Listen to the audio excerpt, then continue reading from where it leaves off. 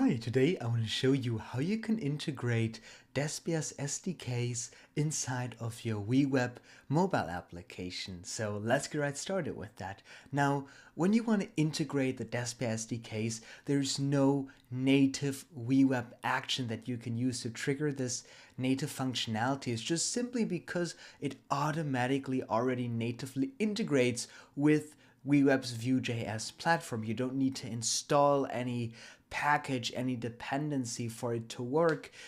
What Despia is doing is it's rendering your Vue.js application. That's what WeWeb is running under the hood, automatically already fully functional when it gets interpreted using Despia's runtime. So there's no need to have an external package. Now, what is still something that you want to set up in most cases are the native hooks. And this is basically something that you can run using a custom JavaScript action. Now that sounds all intimidating, but it's actually quite simple once you understand how you have to make that work. And it's actually quite simple. I want to show you today the most complex example to set up is Face ID, for example. And in this example, I want to show you how you can set that up inside of Despia and WeWeb. So let's get right started with that.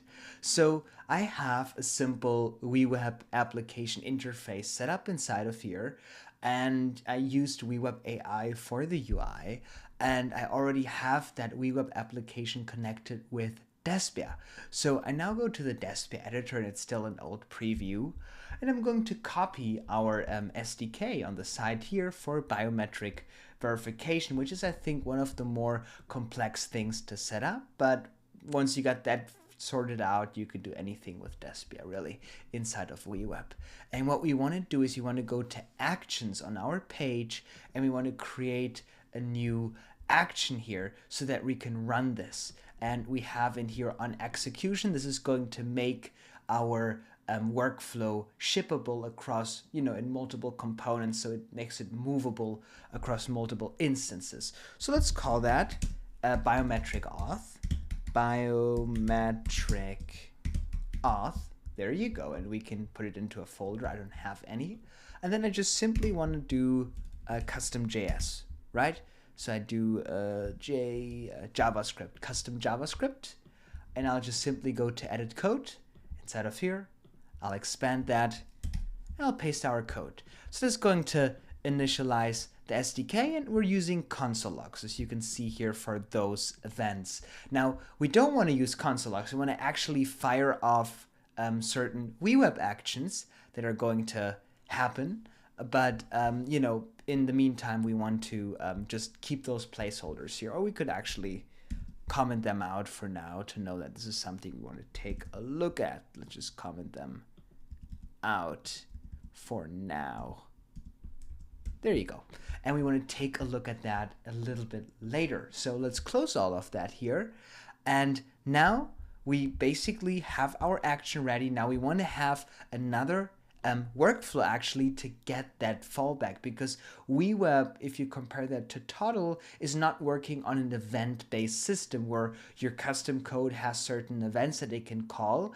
In WeWeb, you work with a workflow-based system. So your custom code can call other workflows that can then do things natively. So we have our biometric auth, right? Let's actually call that biometric auth init.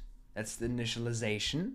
And then we need to have another action that can receive the callback, that we can call when we have that information, because that's kind of like, let's just do this asynchronously. So we want to add another one here, and I call that biometric auth callback. There you go, callback. And that gives us the callback from the biometric auth. And for this one, we want to actually add a parameter, and that parameter will be type, for example, and that will be a string, and the sample value can be success. There you go. That's kind of like how we tell it if it was successful or not. So now we can close this here. Take a look at that.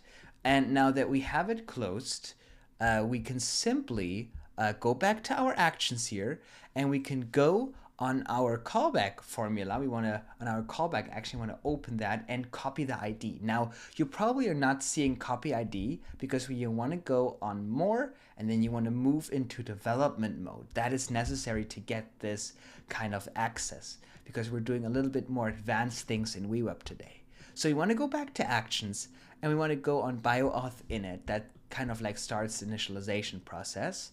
I want to go back to edit code, want to expand the code, and then we want to use WW lib to do those things. And I always forget the naming conventions of WeWeb. So a cool thing is just to open the console and let's do WW lib dot WW, what is it, global, right? WW global, WW, I forgot because they did depreciate the execute workflow, but we'll just try it anyway. We'll do execute workflow. I already have one, right? I want to put the new ID for the workflow that we copied inside of here.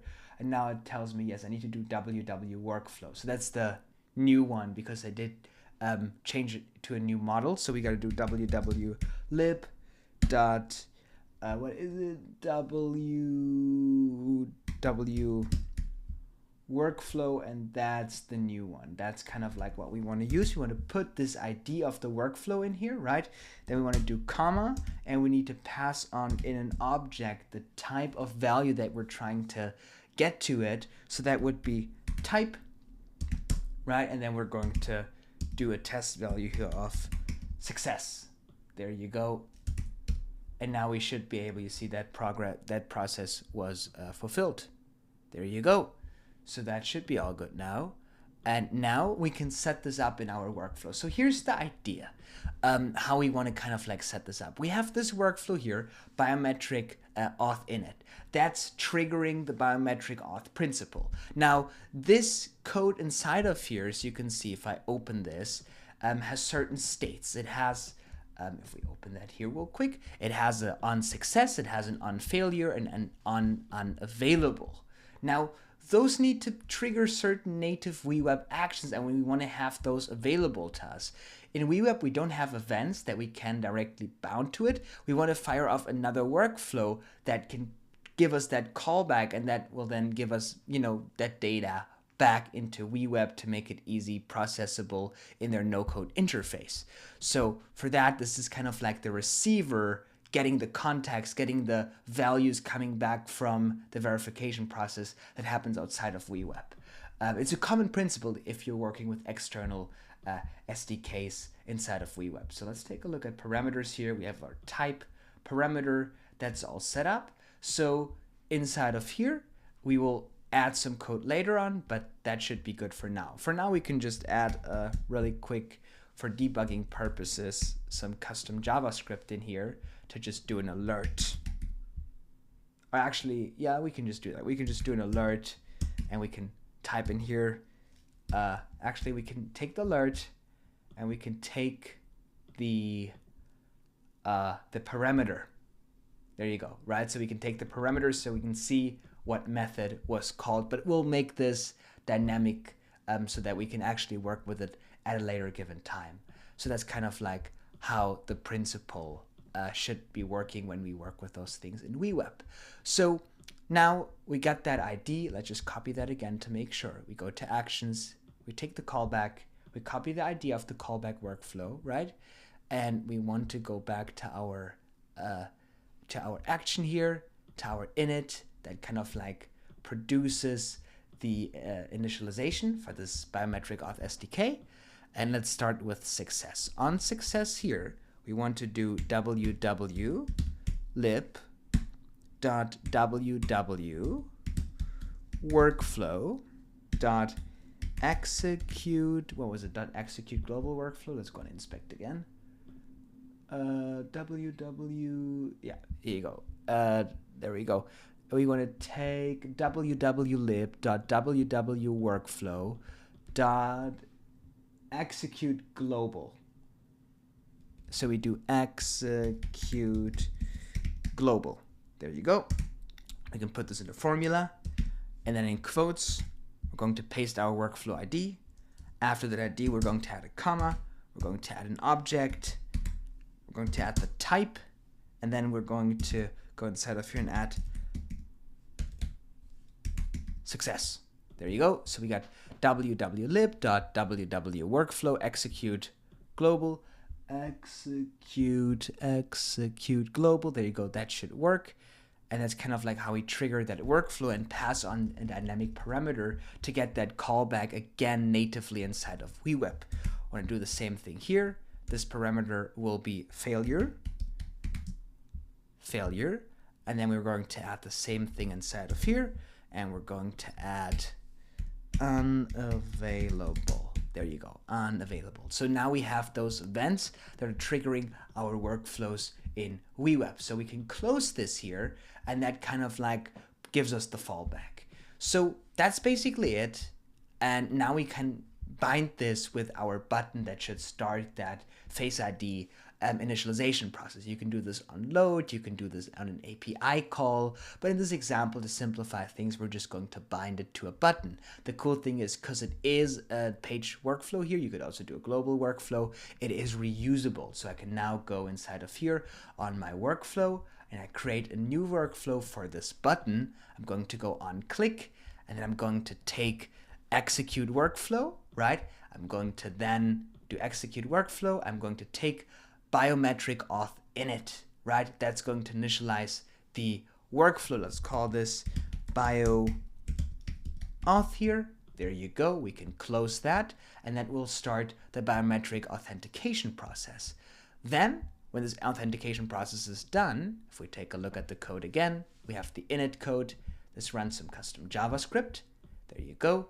And then when it is successful, we will do the callback to fire off the other workflow to then provide it with a success parameter, and then we'll add some conditional logic in there. So that is probably sufficient enough for us to publish this update real quick to WeWeb. Let's do new, and then we should be able to refresh the Despia editor, and we can now test it then in our simulator once that change is propagated. And you see it does now build the project. And that's actually how simple it is to set those things up and to get that callback and then use it natively inside of WeWeb. It's a little bit different compared to other things that we've been talking about here and setting that up with other tools. But once you actually understand how it works, it's actually quite simple. And yeah, so you could then also go inside of here, and then we want to probably add some logic to that. But there you go. It's still deploying. Now it was deployed successfully. So I should be able to open my simulator here. Open the simulator.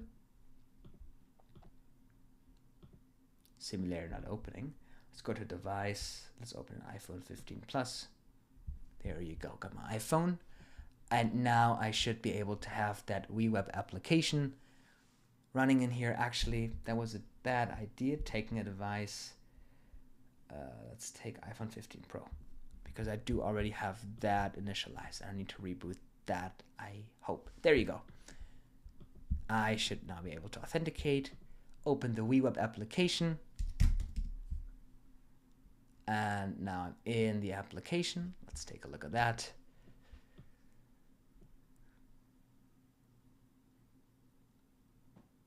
It can take a little bit in the simulator. We'll see. Maybe I should rebuild it. Let's log in here. Oh yeah, my computer is slow. Ooh. Why can't I type with the keyboard for that? Huh. Yeah, let's just rebuild that then. Sometimes if you just boot up the simulator, and yeah, I can already see Xcode is, the simulator is. Chrome and simulator is not a good combination on a MacBook Air while you're recording. I would not suggest that to anyone. My computer is starting to glitch a little bit, so I hope I can still show that to you. Chrome is becoming unresponsive for now. Chrome is actually a terrible browser if you're recording, as it turns out, and you're doing. I miss Arc. It's just I didn't maintain it. But yeah, I may have to switch back or use something else that's lightweight because I can't click anything right now. And now it says connection lost on WeWeb. So I may have to do a little bit of a cut, and then I'll be back once I figured out my situation here with the computer freezing and oh, now WeWeb crashed. So I finally got it now running on the simulator. So if I click on Start Scan, I'll be able to do the Face ID verification in the simulator. And you see I'm getting the success callback. If I'm going to fail it, let's do the failure. I should be getting the failure back. Interesting. Let's see. We should be getting the failure event. Interesting. But that's not returning me the failure event. But if I do the success, I'm getting the success event. That kind of like lets me guess that there's maybe something that we have to still do on the WeWeb side. So let's take a careful look at that. And oh yeah, because I'm having the simulator open, it's all very slow. So let's quit Xcode. Let's stop that thing real quick. There you go. That should... That's the downside of using the latest MacBook Air. It's quite buggy and slow, and filming and having your browser open in Xcode. It's not a good idea. Let's see. Okay, I can start clicking things. That's good. So it was Xcode. It's quite heavy, but just don't record videos when you're doing this normally. But let's take a look on the callback. There you go. We got the callback function, right? And the default type is success. So let's take a look at the JavaScript again. Let's go to edit code. And yeah, there you go. So we're going to pass on the type, and we're logging the type. So that in general is working, but this shows me that the type for the failure, right, is not being properly called. It's not called at all. So let's take a look at the init again at that code, and then we'll see how we can resolve that. Let's expand the code. wwlib execute workflow. It should be working. It should be the same, but just for the sake of it, how about let me just paste the first one that's working inside of here, and then let's just do failure, and then we'll do the same thing inside of here. And I'm going to do unavailable. There you go, unavailable. There you go, but it should work. We got bioauth unavailable, and that should be calling it. There you go, and it's providing that type parameter. So that should be it. Let's close that. Let's deploy again, and let's publish this to the WeWeb subdomain. Let's do new inside of here, and then we should be able to retest this again in the simulator after this now successfully published that WeWeb application. Now, sometimes you want to just move a little bit back and forth and iterate over things just to make sure that you get them working. And that is actually where WeWeb's AI assistant can be quite helpful. Now, I don't think we're going to need that today, but it is a cool feature that is available to every WeWeb user out there. Now, it's still doing the build process of the project, because the interesting thing about WeWeb is it's actually like building your application. It's not like its own proprietary runtime. When you publish it to production, it actually has to kind of like build the application and get it out somewhere. So it's kind of like a little bit like Stack Blitz, where it does some of the IDE stuff online without you having to interact with an IDE, which is cool. Where other no-code tools would probably have their own proprietary runtime, which generates their own DSL like Toddle that just gets interpreted, where WeWeb is actually building a view application for you, a real view application. So there you go. We have that inside of here, and we can take a look at Xcode, and not Xcode, sorry, my bad, the simulator. Xcode, no Xcode today. And let's take a look at WeWeb. Let's open WeWeb. Let's log into the app. We may want to actually do a rebuild. No, there you go. So I should be able to do the Face ID. And I'm getting the success. There you go. So now let's do that here. Let's trigger a failure, and there you go. Now we're getting the failure. So I do think I had some sort of typo when I wrote the www.lib part manually, but there you go. Now I'm getting the events back. That's great. Now I'm just showing the name, but this is actually why we're doing it like this, because what we're now going to do is we can go inside of here and close the console. Excuse me for my slow MacBook Air today. And I can go to the callback, and there you go. So we know we have certain parameters available, and I can now do an if statement. So multi-part option split, that's their if statement. So we can have in here the action, and we kind of like want to define, you know, the function. So there you go, the condition, first value, add a default branch, and then we got the second value. So never done this before. Let's take a look at that. The first value, that is probably the input, right? So we probably want to bind this to the parameter of success, right? And then this would probably be success, and then this would be failure, and then this would be unavailable. I assume unavailable. So when this is, that's kind of like the condition, formula, success, failure, unavailable. I hope that's what it's doing, and I hope that's how it's working.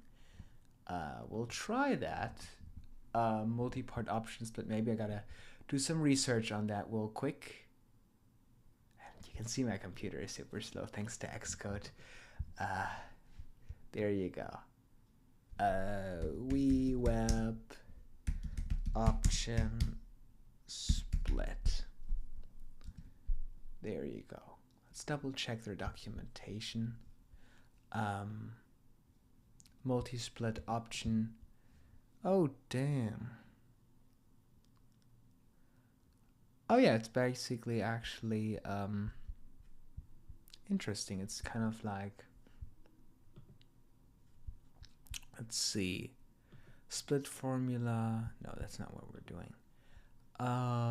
True, false, split disabled, select and multi-select. No.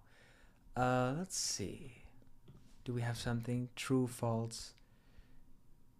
Let's take a look at how they structure their true, false, condition, true, false. Okay, that makes sense, right? And you have your condition here. So that condition here, inside of here, I'm not seeing any kind of, I think it should be, I think it's just doing text comparison. I think we've set it up correctly. Let's take a look at this though. So this action here will just be JavaScript, right? And that's success. So let's try this out. Let's edit code. Let's add an alert. And we'll just write this in caps so it looks different, right? And then we can hard code it. The idea is now that we have this callback coming, and now we can use native WeWeb actions to then do certain API calls and set cookies and whatever we want to do, right? So that is the idea of the whole thing. We could just, if we want to do an alert, we could just take the parameter input like we've done before, but we want to get this callback back into the WeWeb ecosystem. That's kind of like the idea. So we'll just take the custom JavaScript here, and we'll edit the code, and this will be failure, right? So we'll do inside of here, failure, and then we're going to go inside of here, and we're going to do custom JavaScript, and we're going to edit the code, and we're going to do unavailable. There you go. Now we should be able to close this. Let's see. They seem to work. Okay.